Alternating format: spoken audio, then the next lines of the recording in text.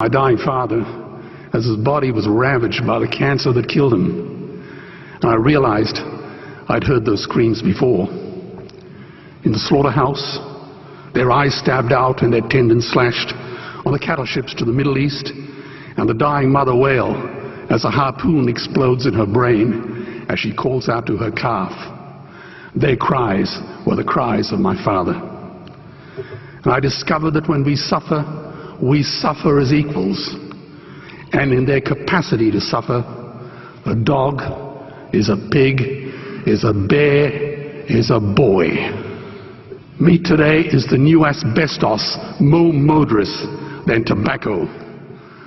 CO2, methane and nitrous oxide from the livestock industry are killing our oceans with acidic, hypoxic dead zones. 90% of small fish are ground up into pellets to feed to livestock. Vegetarian cows today are the world's largest ocean predators. The oceans are dying in our time. By 2048, all our fisheries will be dead, the lungs and the arteries of the earth. Billions of bouncy little chicks are ground up alive simply because they are male. Only 100 billion people have ever lived. 7 billion people live today. And yet we torture and kill 2 billion sentient living beings every week. 10,000 entire species are wiped out every year because of the actions of one. And we are now facing the 6th mass extinction in cosmological history. If any other organism did this, a biologist would call them a virus. It is a crime against humanity of unimaginable proportions. But happily, the world is changing. 10 years ago, Twitter was a bird sound. www was a stuck keyboard. Cloud was in the sky. 4G was a parking space. Google was a baby's burp. Skype was a typo. And Al-Qaeda was my plumber.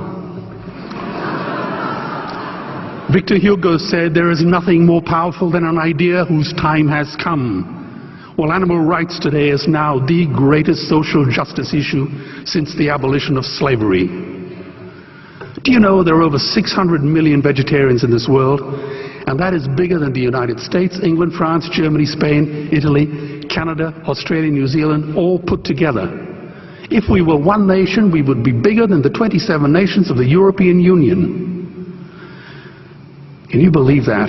And despite this massive demographic footprint, we are still drowned out by the raucous hunt and shoot and killing cartels who believe that violence is the answer when it should not even be a question. Meat kills animals, kills us, and is killing our economies. Medicare has already bankrupted the United States. They will need $8 trillion invested in treasury bills just to pay the interest, and they have precisely zero. They could shut down every school, Army, Navy, Air Force, Homeland Security, Marines, CIA and FBI, and they still will not have the money to pay their doctor bills. And our Cornell and Harvard say that the optimum amount of meat in a healthy human diet is precisely zero. Water, as you know, is the new oil. Nations will soon be going to war for it. Underground aquifers that took millions of years to fill are now running dry. It takes 50,000 liters of precious drinking water to make 1 kilo of beef. Today, 1 billion people are hungry. 20 million people will die from malnutrition. Cutting meat by only 10% will feed 100 million people, and eliminating meat will end starvation forever. If everyone ate a Western diet, we would need 2 planet Earths to feed us. We've only got one, and she is dying.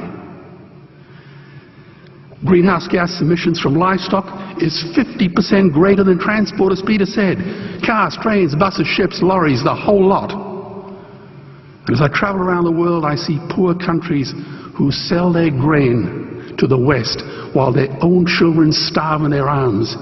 And the West feeds it to livestock so we can eat a steak? Am I the only one who sees this as a crime?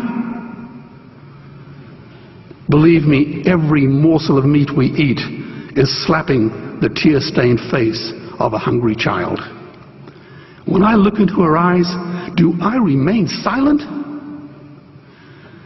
The earth can produce enough food for everyone's need, but not enough for everyone's greed.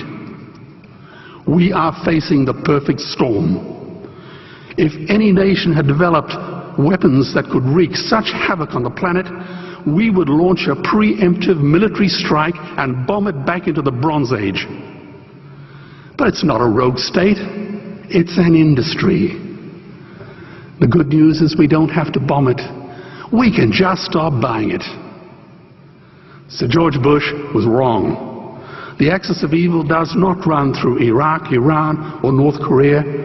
It runs through our dining tables. Weapons of mass destruction are our knives and forks. Our proposition is the Swiss Army knife of the future. It solves our environmental, water, human health problems and ends cruelty forever.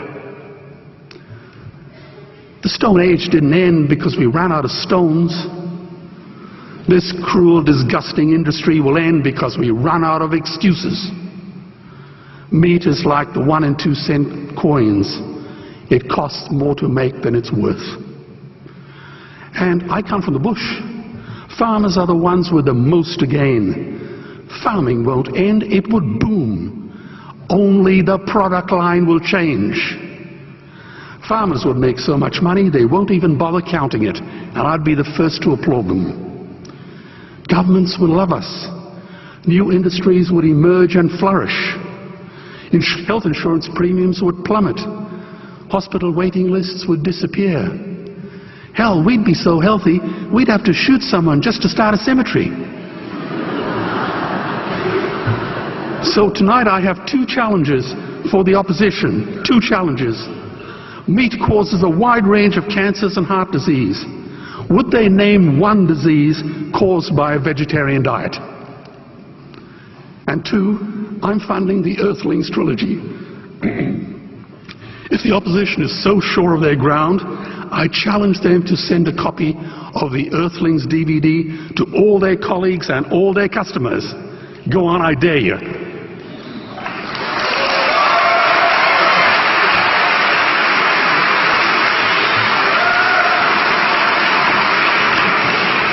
Animals are not just other species, they are other nations, and we murder them at our peril. The peace map is drawn on a menu.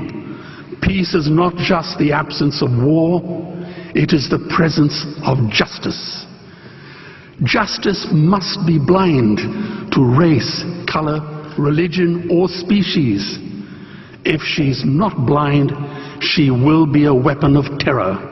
And tonight, there is unimaginable terror in those ghastly Guantanamos we call factory farms or slaughterhouses. Believe me, if slaughterhouses had glass walls, we wouldn't be having this debate tonight. You see, I believe another world is possible. And on a quiet night, I can hear her breathing. Let's get animals off the menu and out of these torture chambers.